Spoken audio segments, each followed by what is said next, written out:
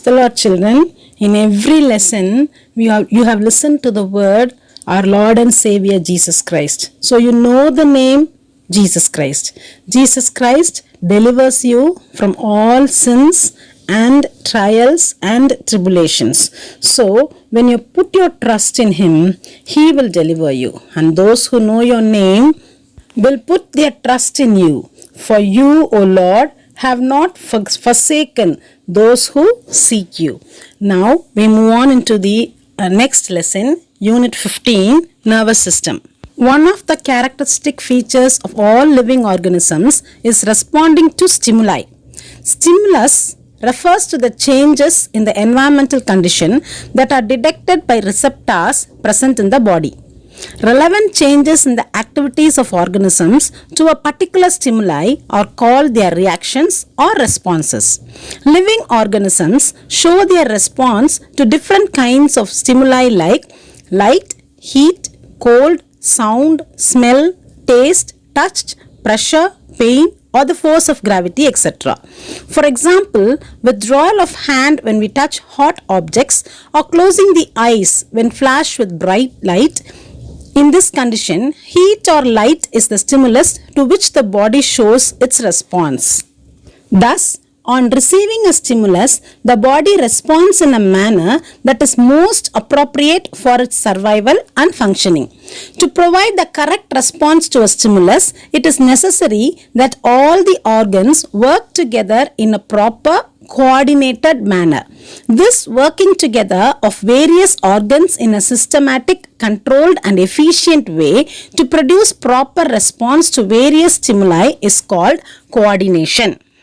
In animals, including human, the coordination between the various cells and organs is essential for their diverse activities to maintain physiological balance called homeostasis. Now, we'll go on into the nervous system. The nervous system is made up of nervous tissues. It is formed of three distinct components, namely the neurons, neuroglia, and nerve fibers. First of all, we are going to learn about the neuron or nerve cell. A neuron or nerve cell is the structural and functional unit of the nervous system. It is the longest cell of the human body with a length of over 100 μm. These cells are highly specialized to detect, receive and transmit different kinds of stimuli. Information is conducted through neurons in the form of electrical impulses from one part of the body to another. The next one, neuroglia. Neuroglia are also called as glial cells. They are non-exciting supporting cell of the nervous system. They do not initiate or conduct nerve impulses. The next one is nerve fibers. The nerve fibers are the long, slender processes of neurons. A number of nerve fibers are bundled up together to form nerves. Structure of neuron. A neuron typically consists of three basic parts: cyton, dendrites, and axon. The first one is cyton or the cell body. It is also called cell body or perikaryon. It has a central nucleus with abundant cytoplasm called neuroplasm. The cytoplasm has large granular body called Nissls granules and the other cell organelles like mitochondria, ribosomes, lysosomes and endoplasmic reticulum. Neurons do not have the ability to divide.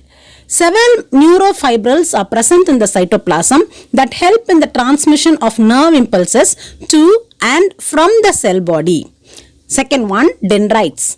These are the numerous branched cytoplasmic processes that project from the surface of the cell body. They conduct nerve impulses towards the cyton. The branched projections increase the surface area for receiving the signals from other nerve cells. The next one is axon. The axon is a single, elongated, slender projection.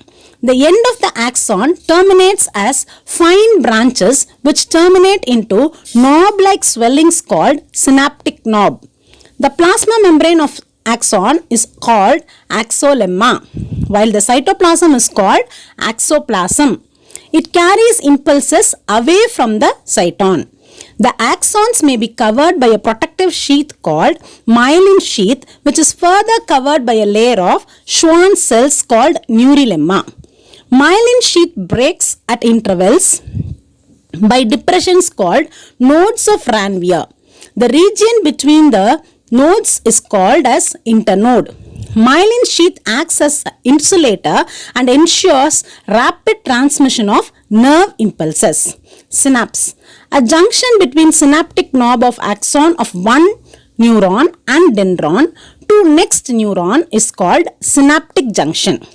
Information from one neuron can pass to another neuron through these junctions with the release of chemicals known as neurotransmitters from the synaptic knob. Types of neurons. The neurons may be of different types based on their structure and function. Structurally, the neurons may be of the following types. Unipolar neurons. Only one nerve process arises from the cyton, which acts as both axon and dendron. Bipolar neurons. The cyton gives rise to two nerve processes, of which one acts as an axon while another as a dendron. Multipolar neurons. The cyton gives rise to many dendrons and an axon. Unipolar neurons are found in early embryos but not in adult. Bipolar neurons are found in retina of eye and olfactory epithelium of nasal chambers. Multipolar neurons are found in cerebral cortex of brain. On the basis of functions, neurons are categorized as sensory or afferent neurons, which carry impulses from the sense organ to the central nervous system. Motor or efferent neurons, which carry impulses from the central nervous system to effector organs such as the muscle fiber or the gland. Association neurons conduct impulses between sensory and motor neurons. Types of nerve fibers. Nerve fibers are of two types based on the presence or absence of myelin sheath. Myelinated nerve fiber. The axon is covered with myelin sheath. Non-myelinated nerve fiber. The axon is not covered by myelin sheath. Myelinated and non-myelinated nerve fibers form the white matter and grey matter of the brain. Now we move on into the transmission of nerve impulse. All the information from the environment are detected by the receptors located in our sense organs such as the eyes, the nose, the skin, etc. Information from the receptors is transmitted as electrical impulse and is received by the dendritic tips of the neuron. This impulse travels from the dendrite to the cell body and then along the axon to its terminal end. On reaching the axonal end, it causes the nerve endings to release a chemical neurotransmitter which diffuses across a synapse and starts a similar electrical impulse in the dendrites of the next neuron, then to their cell body to be carried along the axon. In this way, the electrical signal reaches the brain or spinal cord. The response from brain or spinal cord is similarly passed on to the effector organs such as the muscle or gland cell that undergoes the desired response. The flow of nerve impulses from axonal end of one neuron to dendrite of another neuron through a synapse is called synaptic transmission. Neurotransmitters. Neurotransmitters are the chemicals which allow the transmission of nerve impulse from the axonal terminal of one neuron to the dendron of another neuron or an effector organ. The important neurotransmitter released by neurons is called acetylcholine. Thank you.